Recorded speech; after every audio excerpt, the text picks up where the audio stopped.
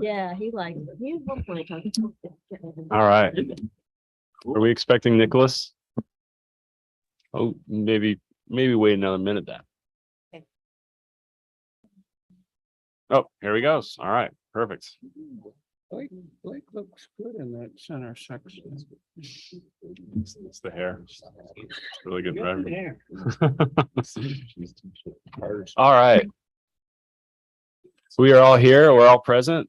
I'm going to call to order the Lexington Planning Commission meeting October 13th and the Rockbridge County Administrative Office. First thing we'll do is item 2, which is the approval of the agenda. Motion to approve the agenda. Second. All right. All in favor? Aye. Great. And next we will approve the minutes from September's 22nd meeting.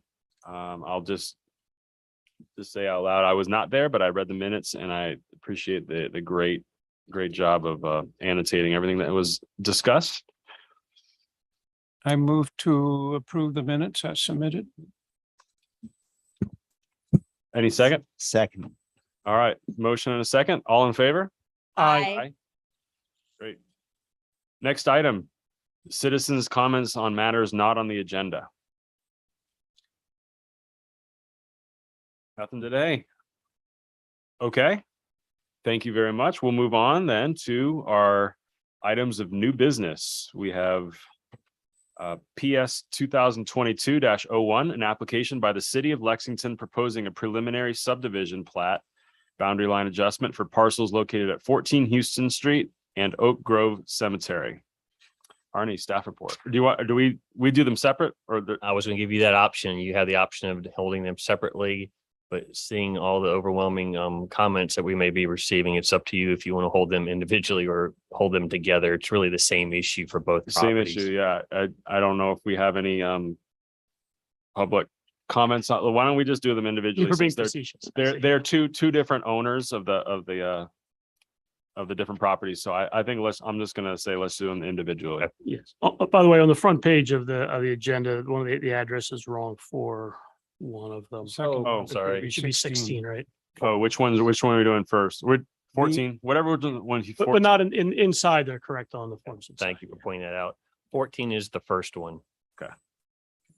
So on page 9 of your packet, we do have a preliminary subdivision for a boundary line adjustment for 14 Houston Street. It is tax map number 29-1-26 and Oak Grove Cemetery next door owned by the city is tax map number 23-1-160. The properties are zoned R1 and Parks and Open Space respectively. The request here is for the rear portions of these two properties, and we're going to start with 14, obviously, to be sold to the city for expansion of the cemetery. The history behind it, as I understand it, and was included in the city manager's report at the last council meeting, is that the owner of 16 Houston Street approached the city to potentially sell off a rear portion of the property, presumably for expansion of the cemetery. And then the city manager went out and also contacted the owner of 14 Houston Street to see if they also would like to sell a portion of the property. That way there wouldn't be that sort of peninsula jutting out in between. So it just made a little bit more sense to even up the back property lines of those two parcels. There is an agreement for both of those parcels or portions of those parcels to be transferred to the city. And what is needed is a boundary line adjustment. On the next page, which is page 10 of your packet or page 2 of 3 of your staff report, you see the 0.15 acres from the rear portion of 14 Houston Street that is proposed to be the boundaries adjusted. So that would go with the city's cemetery parcel. And we did include the authority to review sections 360-24 and 360-25. So, and that we do require public hearings for boundary line adjustments. The only comment that I received from Mr. Vargo, who lives at that little red house, and I did not write down the address, on Spotswood Drive that backs up to the rear portion of 16 Houston Street, And it was more of an inquiry of what is being proposed. And I explained it was for the cemetery and there wasn't an issue. Then he immediately wanted to talk about the Spotswood parcel across the street from him. That hasn't come in yet. So that was the only inquiry and not a comment one way or the other. Just interested in the proposal. Happy to answer any questions. Are there any fences or improvements on or structures on any of that that section of parcel? No, I took a photograph and I don't believe that I have it with me or did not print it out. The surveyor put stakes in the ground recently, I think within the last week, and it is a open parcel. So there could be on either side fences, but certainly not in between the rear portions of 14 and 16. So there's no intervening fence going in the middle of what we're trying to purchase. And I don't recall on the very right or left, which doesn't make a lot of sense unless you look at it the way I do. But there may be fences on the right or left, but certainly nothing in the middle that would have to be torn down that I'm aware of. Then after assuming that if this boundary line adjustment happens, does the zoning just get grandfathered into parks and open space? Here's the odd thing about our zoning. Parks and open space used to be parks, open space, and cemeteries. If you look up on our current use matrix, the only place that a cemetery is a by right use is in the R1 zoning district, which is great because the two properties we're talking about are R1, so there's no issue there. But at some point in the next round of adjustments for the zoning ordinance, we need to make sure that parks and open space also has a by right use for a cemetery. And then at that point, we can decide whether or not the rear portions of these two properties or any other future additions to the cemetery need to be also advertised and rezoned to the Parks and Open Space District. And we have that as a hot file item for the next annual zoning amendment. Any other questions before we move to public applicant statement or public comment? So the city is going, I'm sorry, Go the ahead. city is gonna own this property then, or the new? And so with regard to buildings, they can't build like a 10-foot or 20-foot mausoleum there next to the property, because we had that discussion recently. We can build, if I could look it up, but if I remember our conversation correctly, there was a certain setback that we provided to Parks and Open Space. I believe it was 5 feet, but we specifically exempted because we knew that the cemetery master plan had mausoleums and niche walls and other things. I think we specifically exempted those from that 5-foot setback. Who does the city controls who uses that property? Is how does that work? Meaning once the property transfers to the city for Yeah. the cemetery And- use, Yeah, the city would be in control of what goes there. If it's in ground, if it's niche wall, if it's, so those are things that still have to be decided. I believe it's the city manager's intent after the property is acquired to go in front of the cemetery advisory board to gain some direction or advice from the cemetery advisory board on how to use this property specifically. Right now, it's intended for cemetery use and it's not directed only for in-ground burials or any other type of burial at this time. Arnie, will the line between 14 and 16 be vacated so that it's one parcel when we do the boundary adjustment? Or will That's a it- good question. I believe that is the intent. There's no reason for us to have two little pieces. It should just all get Yeah, taken I- up by the I know we're cemetery doing them parcel. individually, but I Mhm. put them together out of. Right. And to see what they look like. So. We're not trying to create, that was one of the initial questions. Do we want to subdivide this and create two small parcels? But it was a surveyor's suggestion to not do that because you violate a couple of different issues in our subdivision code, one being minimum parcel size and parcels that don't have access or frontage on a public road. So there wouldn't be small parcels, there wouldn't be boundary lines between them. It would just be taken up into the cemetery parcel. So, and then last question, just to be clear, because it was a good question that Blake raised. So then legally, the next step would be once it's acquired, that it is rezoned The good thing is it doesn't have to be because R1 currently is the only zoning district where a cemetery is a by right use. So we can leave it for now and then just do the cleanup when we do the next annual text amendment. But I guess to follow up with that, is it joining the same parcel as the parcel of the cemetery that is Parks Open Space? And we've had other parcels before that have had a split zoning, if that's the Okay, question. Can yeah. a split zoning be allowed? Yes. Okay. Any more questions for Arnie right now? Do we have any applicant statements or are you the applicant? Just I'll open up the forum for applicant statement. Seeing any? Nobody from the city? What about public comment? No public comment. All right. Commission discussion and decision.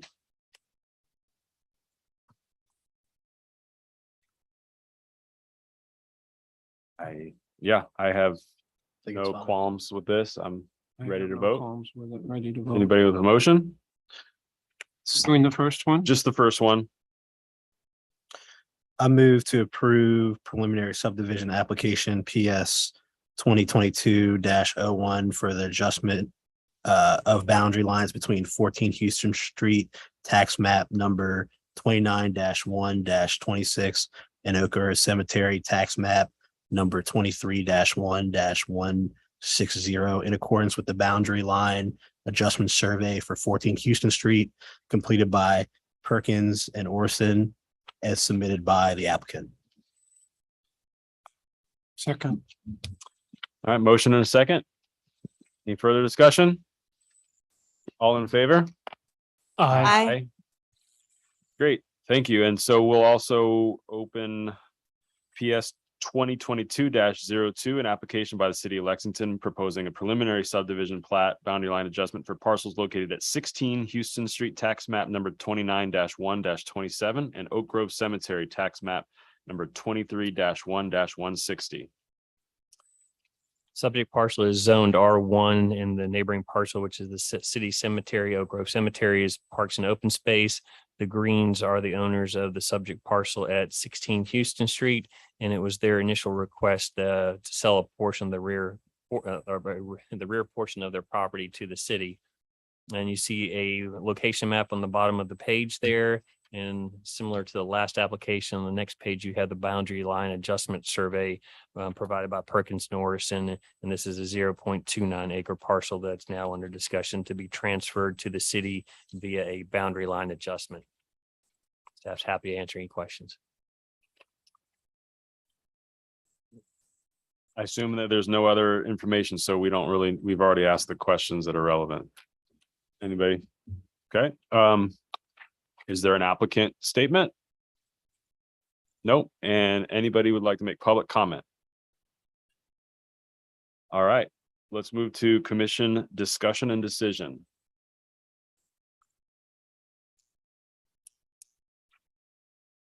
So the remaining acreage on both these properties, I should have asked this earlier, is going to be adequate for the R1. Correct. Anybody want to make the suggestion motion? I move to approve preliminary subdivision application PS 2022-02 for the adjustment of boundary lines between 16 Houston Street, tax map number 29-1-27 and Oak Grove Cemetery, tax map number 23-1-160 in accordance with the boundary line adjustment survey for 16 Houston Street completed by Perkins and Orson as submitted by the applicant. Second, anybody? Second. That was a question, not a, any further discussion? All in favor? Aye. Aye. Aye. Thank you. All right. Let's open item C. ZOA 2021-04, annual zoning ordinance amendments, plan development mixed use. All right, Arnie, where are we at with this? Their initial public hearing was held at your last meeting and there were a few items that were changed. We did not include what you have in your packet tonight is the clean copy, but in the email that was provided to you, there's also the strike through and underline, and we have a few copies of those if you need them tonight. What has changed is a little bit of wordsmithing in the intent section in 5.1. Also a little bit in the 5.2 character development subsection item K, where we added a little bit about green infrastructure specifically. And the most of it was really added new were the comments from Gail McLeod that were wordsmithed a little bit further during your last meeting. So those are the three adjustments that were made. We had a number of comments at the last meeting. Since then, we have had, and I'm not sure if I shared this with you at the last meeting, but 3 property owners. So first of all, before the public hearing, we mailed out notices to all of the property owners in the 2 C2 zoning districts. So the property owners were at least aware. And we had one that was already tracking this. Mr. Goodbar, who owns the property where the Hailstone Dance is on South Main Street. He had been tracking for a while, and he called again or emailed again this past week to see where it was. And we want to know specifically when the city council would hold the public hearing, and we told them we would keep them up to date with that. We also had folks that own the 2 properties at CVS and Arby's. That's one owner of those 2 parcels. They inquired, but again, it wasn't so much about comments about the text, it's more what was the intent. And we described it's not a rezoning, it's a zone district that's available to you if you wanted to do something different in the future. And then more recently, we had a comment come in from the folks from Sheets, and they wanted to know where the new PD project was being constructed. And we told them there isn't a project, it's text at this time. So though I'm not sure if I shared some of that with you last time, but that's the extent thus far of the comments that have come in. And Kate's also been keeping up the link to the on our planning and development page. So every time we have a new version, that has been posted for people if they wanted to keep up with it. And I think that's it. That's new from the last meeting. Happy to answer any questions.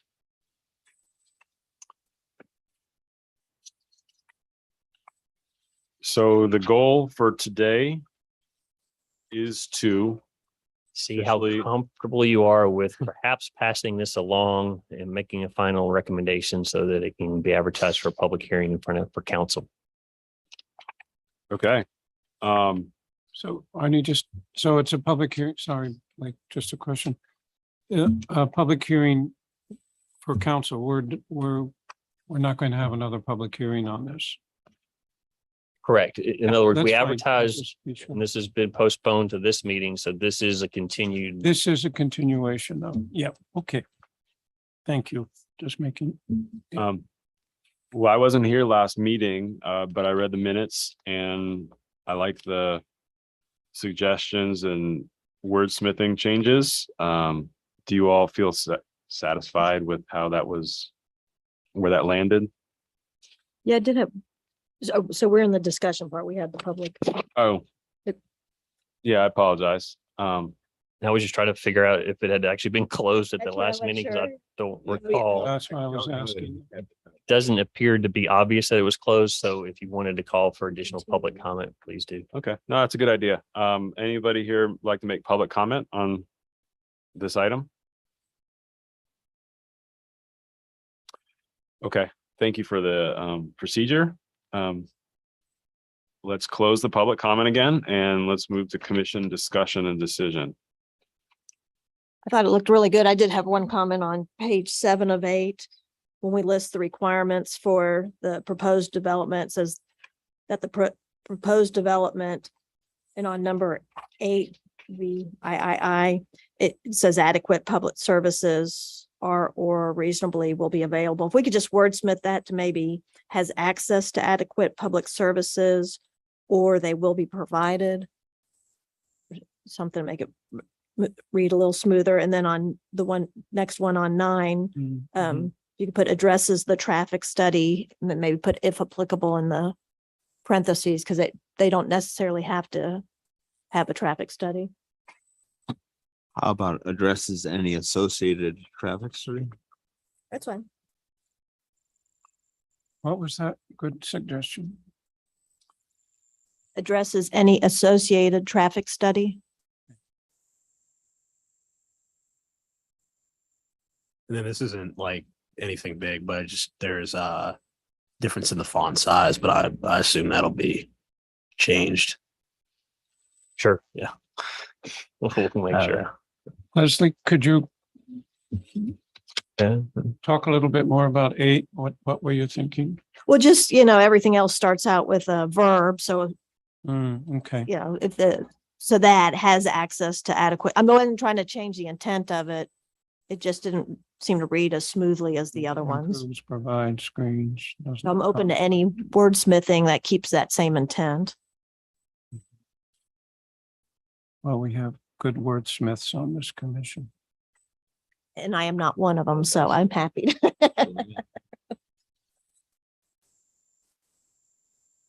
Provides adequate public services. What does otherwise the commission shall disapprove the plan? What does otherwise mean? If all these aren't met, is that what it is? This is just going up to the top of D1 where it says planning commission approval requires the following findings be made. And then it lists the nine findings. Right. So is where we are now trying to wordsmith number 8? Is that where we? Yeah, that's where we are now. So adequate public services are available or will reasonably be provided. It just should start with a verb, I think. Yeah. So maybe has, and they don't, you know, and it was what we talked about. You have to have access, make sure that we have access to the adequate public services. And if not, they will be provided by either the city or the developer. Could you just start with public services and just take out adequate? Or I think you have to have a verb. Provides Mhm. access to adequate public services. Access to adequate public services are available or reasonably will be available.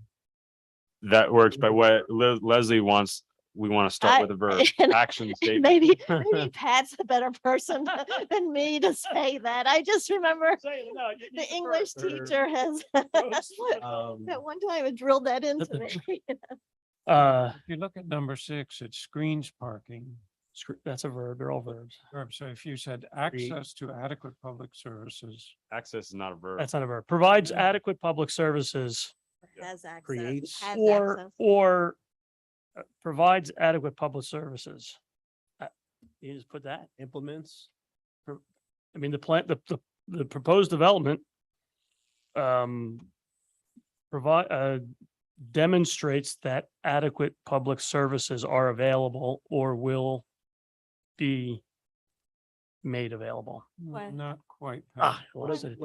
I like that The proposed because the city's gonna provide it. It's the But, city. but that's why I like the demonstrates. demonstrate that it's I like there. They that. say, look, we actually don't, we had there, you know, the proposed development demonstrates that there are adequate public services available currently or provides a plan for. We were close. You were right there. I think that we went a Oh, little you've too far. expanded. Because we have to get into the future part of it, that either the services are already there or that they will be there. So Start again. So the proposed development demonstrates that adequate public services And are then- currently or reasonably will be available. Yeah, I would just maybe take out reasonably. Yeah, Yeah, but leave it it's as it reasonable. is. they Demonstrates are- that adequate Public public services services. are or will be available. Nice job. Sounds good. Good thing we didn't have to You're do writing that my with the dissertation. whole. Can I try something else too? Oh, Not on this, not on this. Well, we have that written down before it's not in our brains. You got that. Okay. What's up, Matt? This otherwise line. Yeah. Are we actually saying something like along the lines of the commission shall disapprove the plan if these findings are not made? Yes. So can we just say that instead of otherwise? Can we just say it's be more directive? Because the otherwise, It's sort of a logic statement. The end of part 1 is the if statement, and then otherwise is the then. It's the It's if these conditions are met. Where is the if? No, I'm saying it's implied by planning commission approval requires the following findings be made. Period. That the proposed development list of 9 items. Otherwise, the commission shall disapprove the plan. It's Actually, that the whole start of that actually isn't grammatically correct itself. It's- The proposed development, Yeah, that's actually not grammatical either. So well, no, that's What if you just, what about that? That made Take out sense to that. me, but yeah, What about what should just- it be? the proposed development shall? Okay, yeah. No, because Oh. because each verb at the beginning of each line is the verb. You don't have to have shall, will, shall. It's a colon I with a agree. list. Okay, you can just say the proposed development, take out that, right? Yeah. yeah, take out Take out that. Yeah, right. So where are you saying? All right, on Let's this, take the word that out of, that out of this. take that out. That makes sense. That out. English teachers are going to be very proud of you all.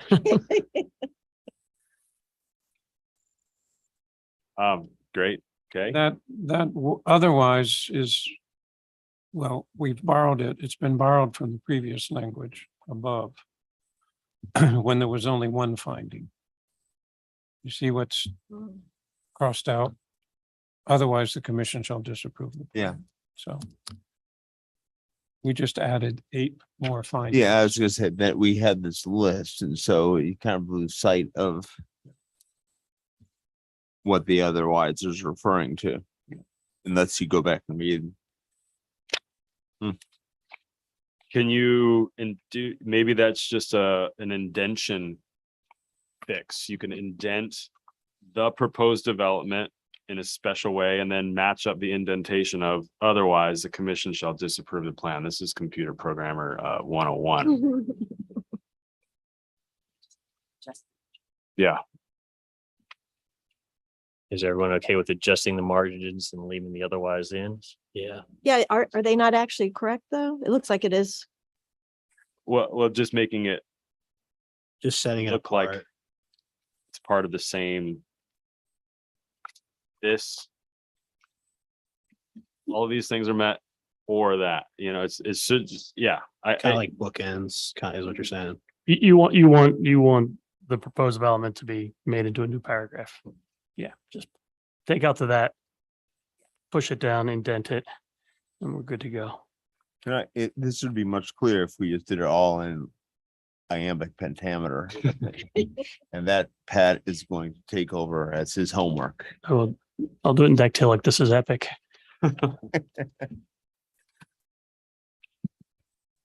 Yeah, yeah, yeah. I think this is a testament to how well done this is. That's what we're spending a lot about this. Let's get Camille on the horn and see what she says.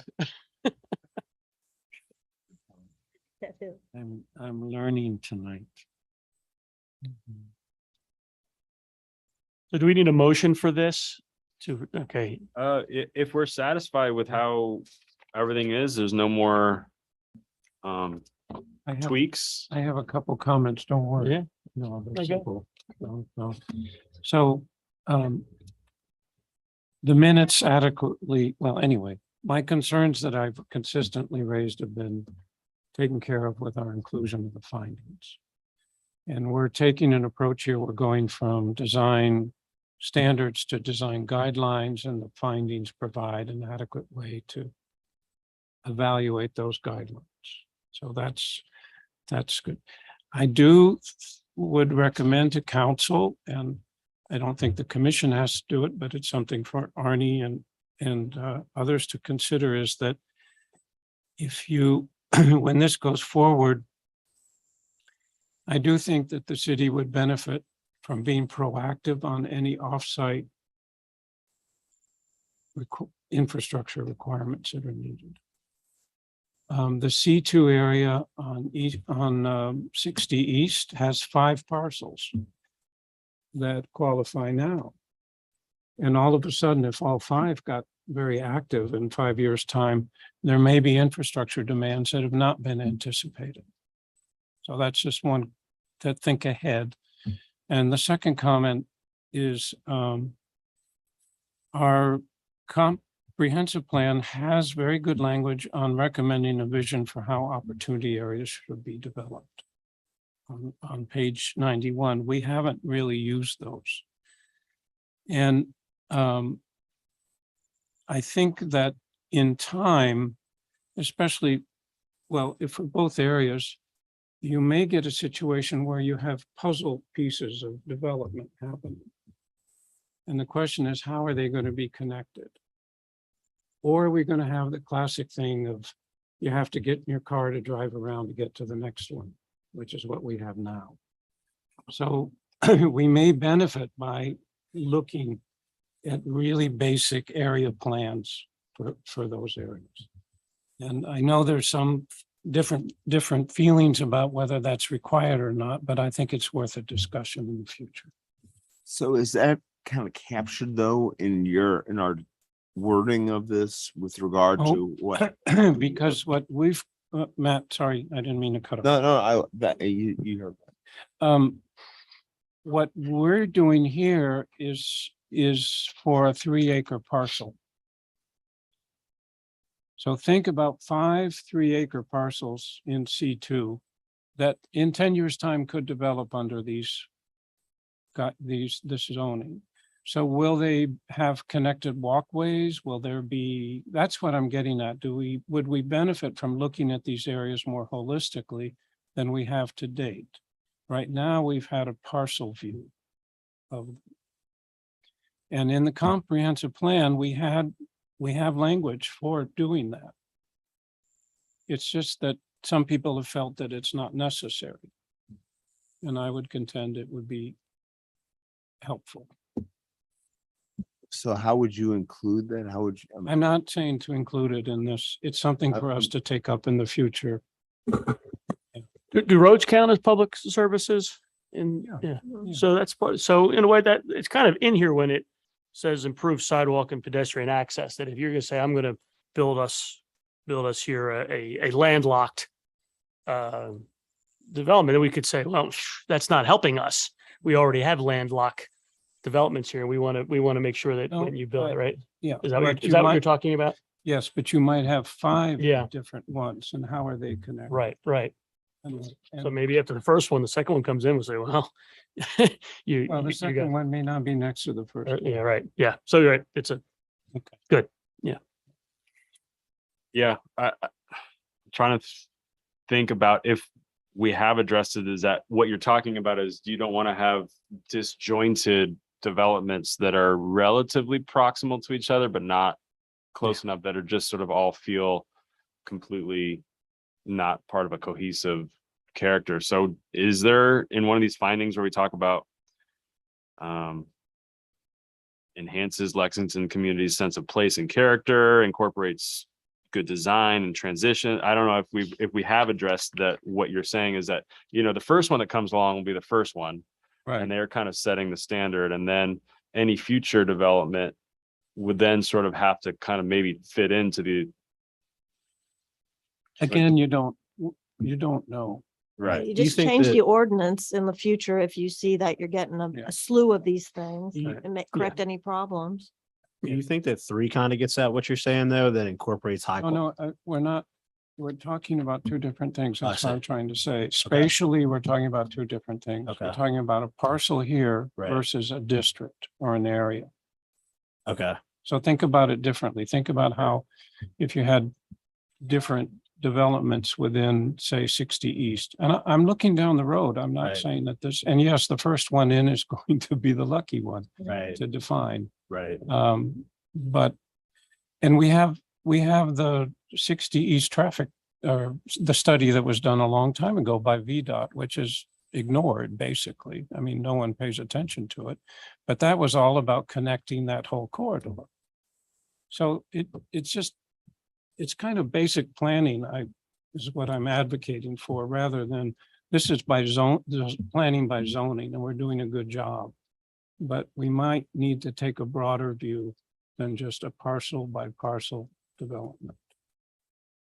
With regard to these though, is there in theory, we don't have the first one that's been proposed, but is there enough land in terms of areas that you could have more than one that we would necessarily have to address this? Well, you have 5 parcels. I counted 5, Arnie, that are 3 acres Oh, I plus. thought you meant like combined, they would. No, be no, no, no. 5 no, separate. No, Okay, you might have 5. okay. Yeah. I see. One other thing potentially to consider is each rezoning, and these are going to be rezonings. If somebody wants to go to PDMU, then every single rezoning that we have has to be consistent with the comprehensive plan.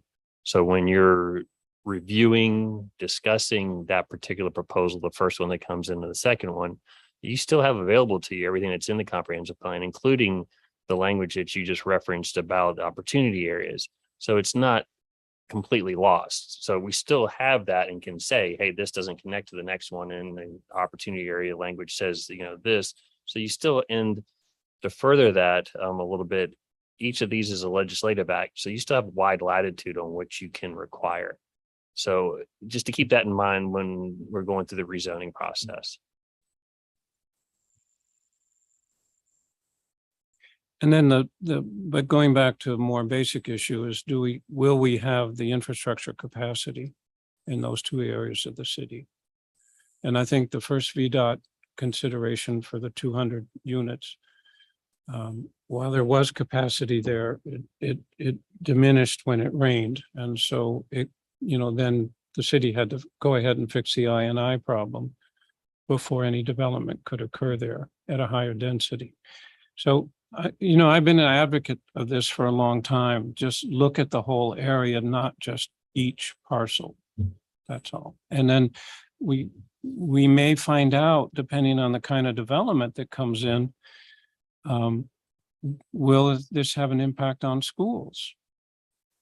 So these are just kind of basic planning questions that will come up, and that we have to keep that broader perspective rather than only looking at each parcel. Because what happens is if a developer comes in, then all of a sudden everybody's going to be so micro-focused on that parcel rather than looking at maybe larger planning issues.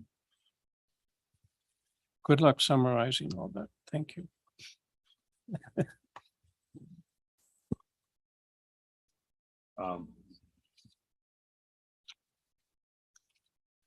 When adequate public services, demonstrating adequate public services, is that like with school, was that includes schools for this thing too? So, so that's hopefully addressed in the language of the text, but I 100% agree with you, John, and thank you for always keeping it present in our discussions, is to, yes, have a holistic mindset and to think more on the bigger picture and not just micro focus on individual parcels. I agree. That being said, I'm ready to vote for this. Any other discussion? All right. Would you like a motion to approve Article 5 Plan Development Mixed Use District PDMU as amended today? Second, since I've been the most All right. difficult person. All in favor? Aye. Aye. All right.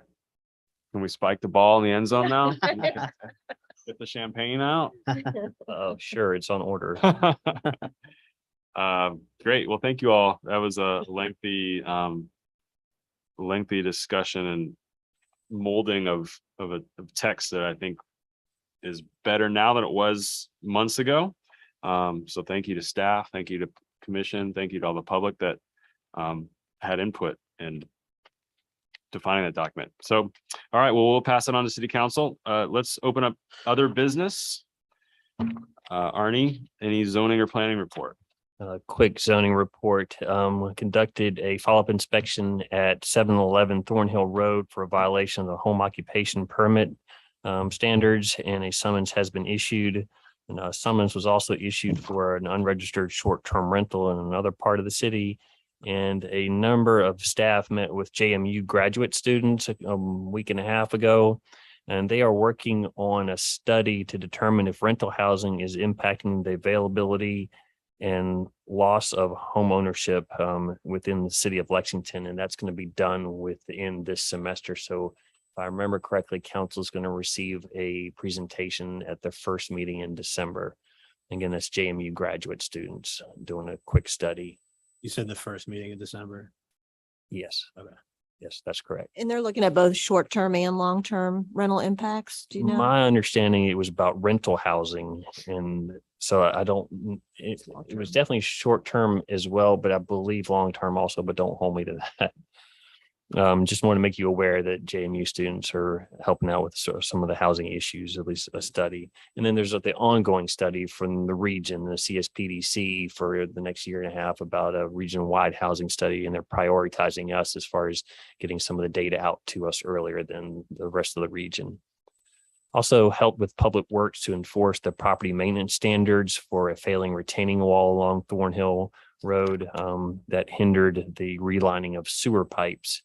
To get to John's earlier comment about not having adequate capacity in our sewer lines, the city council did not that long ago allocate another $1 million, if I remember correctly, for additional relining of sewer pipes in that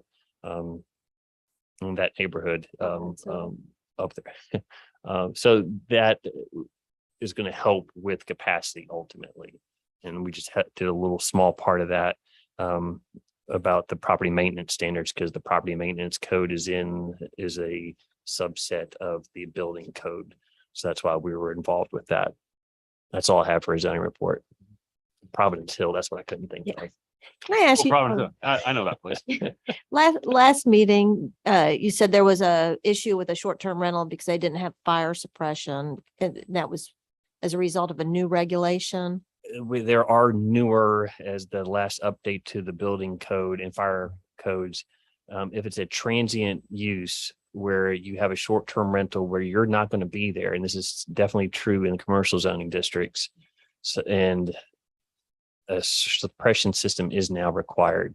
And we have not heard back from that particular gentleman that I'm aware of. So it was an upstairs unit on Washington Street. And but it was also, you hear suppression, you think immediately very expensive project, but luckily they could hook into the domestic water line, come right off the water heater or someplace and put in a couple of sprinkler heads. It's not, in this case, it would not be a very difficult project. That gentleman was really limited because there's no ceiling space. There are very little space above the ceiling to do any work. And he'd also just put new tile on the ceiling. So he was going to have to figure out how to actually pull those pipes for a couple of sprinkler heads.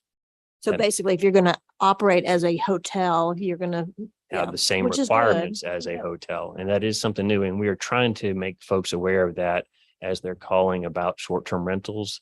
It's not so apparent if you're in a residential zoning district and you're going to be there, and then maybe a couple of weekends you're not there. But if you're going to be in a commercial zoning district and you intend to never to be there, it's going to be a short-term rental, then you have to abide by the same rules and regulations and standards, building standards, as a hotel would, as you're pointing out. And you said this increasing, that's a more strict code. Is that city or state that impose that? We go by the Uniform Statewide Building Code, and they do updates every 3 years. In the last update, they're always 3 years behind. So I think we just adopted the 2018, because again, they're always behind. So when we adopt that in that new code, in both the fire and the building code sections, there are increased requirements for transient accommodations. Great. Are there any catalyst project updates we want to discuss? Green infrastructure, maybe? You have some, There was a report submitted. I haven't forwarded that to you yet, and we will have that on your agenda for the next meeting. And since it's a slightly longer than average report, we will send it out to you tomorrow, just so that you have it well in advance of the next planning commission meeting. What's the report? The green infrastructure? you mean the green infrastructure? Okay. Yeah, so we have, I guess, a final draft of this to talk about at our next meeting, correct? Right, and it's not a hearing on it, it's a discussion open for public comment, is that correct? right? So. Yes, okay, and then what action do we need to take? Do we need to take any action on that? Or do we need to then we talked about trying to set up a work session with city council after we discuss it on the planning commission? Is that what we talked about last time, correct? Does that Okay. work for you, Arnie? That was mentioned Yeah. at the last time. We'll see what's in the report, what the reaction is, and then determine what the next steps are at the next meeting. And we were hoping to get it kind of city council's, imprimatur by the end of November to help with the grant writing season for the various local organizations that are going to be taking the lead on this, so they can start the process of writing grants if they able to say that, if the city council is able to get behind it and say, we kind of endorse this, or however they want to put that. Is that about it, John? John John, the amount of work that John put into this is absolutely amazing. I would love to see something actionable in the report that we can hand on instead of just handing a report on. Is there something that we should, as a planning commission, move forward in terms of items that you think are important?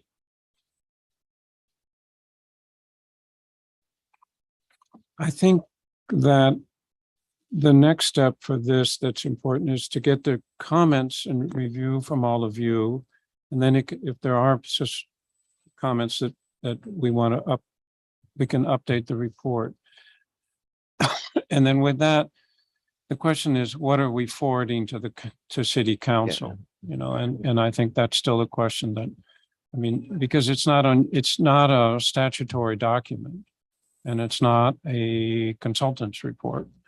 Maybe it falls a little bit like the bike ped plan in terms of its standing.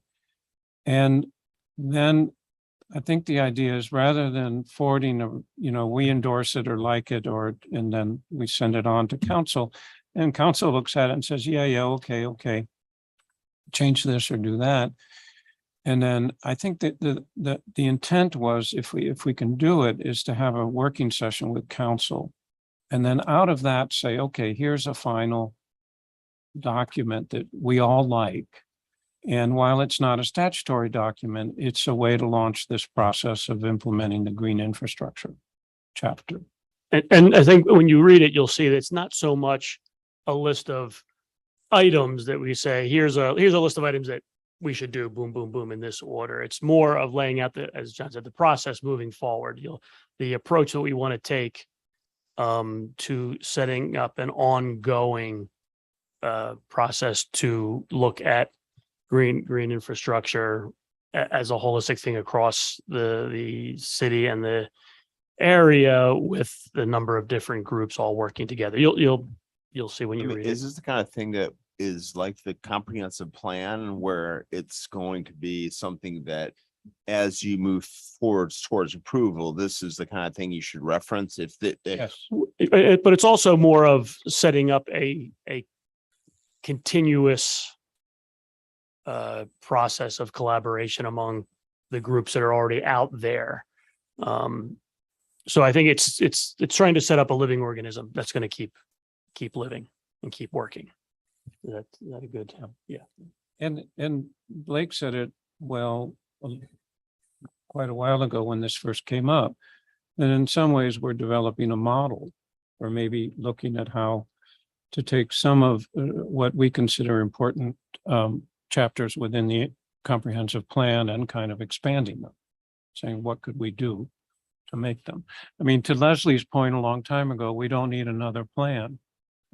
And there's truth to that, because we don't have the capacity to do another plan, but we do have a capacity to do different things together. And I think that's what we begin to talk about in here. And it's not all on the city. That's the other important point. So, nor does it say we need to hire more staff. So that's right the way we're going. Yeah. So you'll see when you'll see what I look kind of what it's forward when to you seeing read. Yeah. Great. Thank you all. Anything else in that section? Or do we want to just we know what our next zoning text amendment thing we're going to tackle is? Since you brought that up, to segue to the last one, we will be advertising small cells for your first meeting in November. The way it's currently written? Okay. There was a little bit back and forth, just to quickly recall zoning, a lot of zoning text amendment for small cells. Then there are also two sections in the streets and sidewalks chapter. And then what was hanging us up a little bit is the franchise agreement part of that and how to handle that. So talked with the city manager today, and he green lighted for us to go forward with the two parts, which is the zoning text amendment and the two amendments to the streets and sidewalks chapter. And then we'll figure out later as they come in what to do with the franchise agreements. We already have some language in there, but so that's a little bit more complicated. Actually, zoning small cells is complicated enough, but we will be advertising that for our public hearing first meeting in November. Great. All right. But that wasn't your question, was it? That sounds great. Well, that's definitely the next thing on the list then. But would you like accessory dwelling units and accessory structures is the next one on the list? There's no reason that you can't prioritize the list and take cottage housing first. It's up to you. But we could start, and we've already started getting sample ordinances from other places for accessory dwelling units, and there are plenty of those out there. So would you like to reassess now whether or not you want to do accessory dwelling units or whether or not you want to do cottage housing? Is there one or the other that has more demand or more pressing need? We have one particular property owner who is interested in cottage housing. He filed an application, but it wasn't anywhere near complete. And he has had that for several months now and hasn't come back. So I don't know what his particular scheduling is for that property, but we have had a number, say a half a dozen at least, folks over the last couple of years interested in accessory dwelling units and accessory structures. I think we should stick with that one then. Yeah. Would you like some November 10th may be a little bit busy, but maybe we start providing you with some background, maybe a couple of ordinances that we like the most as far as accessory dwelling units, maybe for your first meeting in December, just to start that text amendment conversation. Okay, we can do that.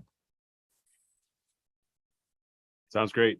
It sounds like I already know where we're going with item D, discussion of planning commission November, December meeting schedule. Would you like to meet on November 24th? Thanksgiving. No. I'll be in town. Are you- Pat's house? You can come to my house. You got the turkey? My vote would be no. Unanimous, I take it? Yeah. December 22nd?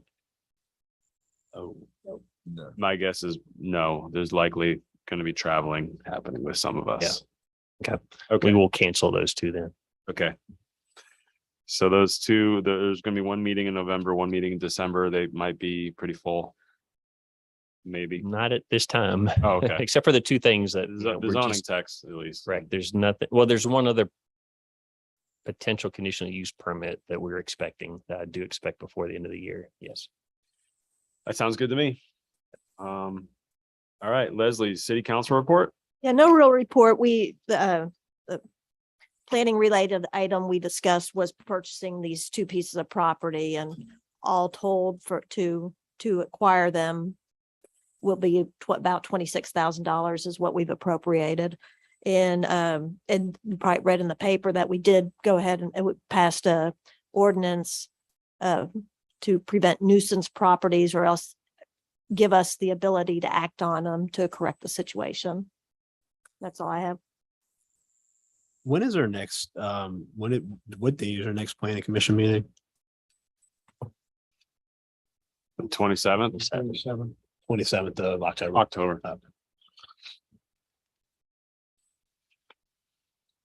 Great. All right. Far enough. That'll be the Um, Green infrastructure meeting. What's that? That'll be the green infrastructure meeting. Yeah, we will. I'm gonna be there, John. All right, I'm gonna make a motion to adjourn. I will second. All in favor? Aye. There we go. You all. Got now. Actually, we'll